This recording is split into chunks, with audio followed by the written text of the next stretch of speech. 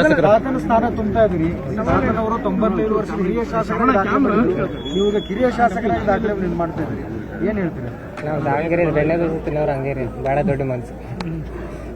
ಎಲ್ಲರನ್ನ ಇದು ವ್ಯಕ್ತಿನ ನೋಡಿ ನಾವು ವಿಧಾನಸಭೆ ಕೆಲಸ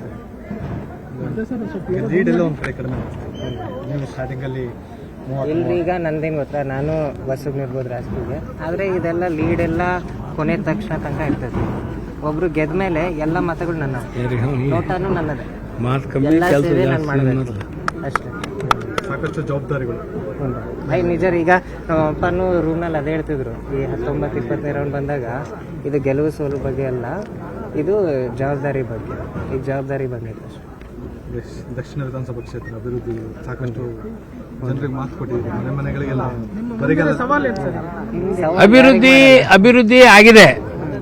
ನೀವು ಮೀಡಿಯಾದವರು ಅರ್ಧ ಮಾಡಿದ್ರಿ, ಆದ್ರೆ ಅಭಿವೃದ್ಧಿ ಎಲ್ಲಿ ಆಗಿಲ್ಲ ಅಂತ ಹೇಳ್ರಪ್ಪ, ನಾನು ಮಾಡಿಸ್ಕೊಡ್ತೇನೆ. ಎಲ್ಲ ಕಡೆಗೆ ಆಗ್ಯಾವು. ಇನ್ನೂ ಹೆಚ್ಚು ಅಭಿವೃದ್ಧಿ ಇಲ್ಲ ಅಂತಲ್ಲ, ಅಭಿವೃದ್ಧಿ ಇನ್ನೂ ಮಾಡಬೇಕು. ಒಪ್ತಾನೆ, ಕ್ಲೀನ್ಲಿನೆಸ್ ಆಗಬೇಕು. ಇನ್ನು ಹೆಚ್ಚು ಕೆಲಸ ಕಾರ್ಯಗಳು ಆಗಬೇಕಾಗಿದೆ. ಅವನ್ನ ನಿಟ್ಟಿನಲ್ಲಿ ನಾವು ಇನ್ನು ಮುನ್ನುಗ್ಗಿ ದಾವಣಗೆರೆ ಉತ್ತರ ಆಗಿರ್ಬೋದು, ದಕ್ಷಿಣ ಆಗಿರ್ಬೋದು, ದಾವಣಗೆರೆ ಲೋಕಸಭಾ ಕ್ಷೇತ್ರದಲ್ಲಿ ಹೆಚ್ಚು ಅಭಿವೃದ್ಧಿ ಕಾರ್ಯವನ್ನು ಮಾಡಿ ಒಂದು ಏನು ರಾಜ್ಯದಲ್ಲೆಲ್ಲ ರಾಷ್ಟ್ರದಲ್ಲೇ ಒಳ್ಳೆ ಕ್ಷೇತ್ರ ಅನ್ನೋ ರೀತಿಯಲ್ಲಿ ನಾವು ಅಭಿವೃದ್ಧಿ ಪದದ ಹತ್ರ ಹೋಯ್ತೀವಿ.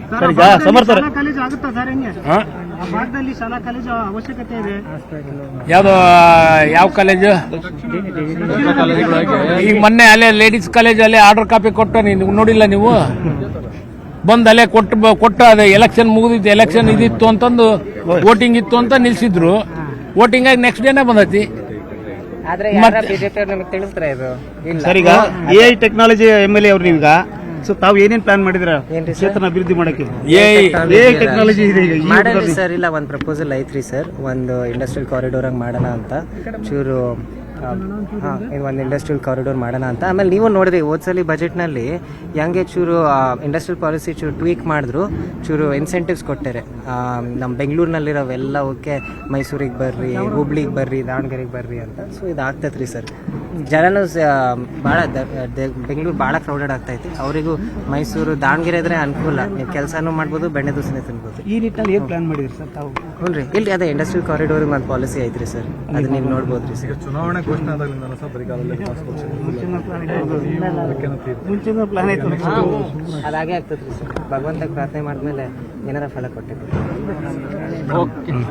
ನಿರ್ಭೀತ, ನಿಷ್ಪಕ್ಷಪಾತ, ವಿಶ್ವಾಸಾರ್ಹ ಸುದ್ದಿಗಳಿಗೆ ಮತ್ತೊಂದು ಹೆಸರಾಗಿರೋ News18 ಕನ್ನಡ ಈಗ ಆಪ್ನಲ್ಲೂ ಲಭ್ಯ ಇದೆ. ದಯವಿಟ್ಟು ಇಲ್ಲಿರೋ QR ಕೋಡ್ ಅನ್ನ ಸ್ಕ್ಯಾನ್ ಮಾಡಿಕೊಂಡು ಆಪ್ ಡೌನ್ಲೋಡ್ ಮಾಡೋದಕ್ಕೆ ಮರಿಬೇಡಿ. ನಿಮ್ಮ ಬೆಂಬಲ ಹೀಗೆ ಸದಾ ನಮ್ಮೊಂದಿಗಿರಲಿ. ಧನ್ಯವಾದ.